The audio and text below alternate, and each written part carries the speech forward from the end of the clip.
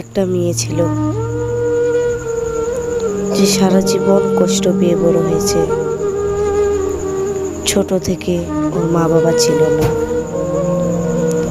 মা বাবা ওকে ছেড়ে চলে গিয়েছিল ওর দিদার কাছে মানুষ হয়ে। ও খুব কষ্টের মাঝে মানুষ হয়েছে। মেয়েটার একদিন বিয়ে হলো। তার স্বামী ভালো ছিল না, তার স্বামীও ওকে খুব কষ্ট দিত। মেয়েটার জীবনে শুধুই কষ্ট কষ্ট ছিল।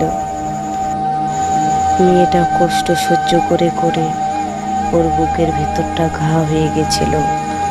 তাই একদিন মেয়েটা খুব অসুস্থ হয়ে পড়ে। ওর বউর ওকে হসপিটালে নিয়ে যায় না। তারপরে পাড়ার লোক এসে ওকে হসপিটালে নিয়ে যায়।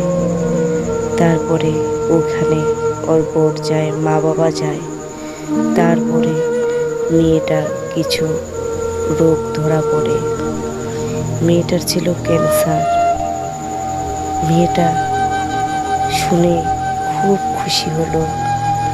ও বলল, আমার ক্যান্সার আছে, আমি কবে মরব?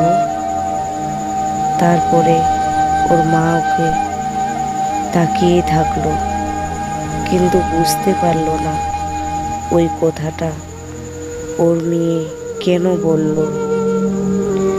তারপরে একদিন ডাক্তার ওকে ফোন করে বলল যে তোমার মৃত্যু বেশি দিন আর নেই, হয়তো তুমি 1 মাসের মতো বেঁচে থাকবে।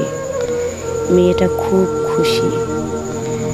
তারপরে 1 মাস পূরণ হতে না হতে মেয়েটা মারা গেল। কেউ ওকে দেখতেও আসলো না।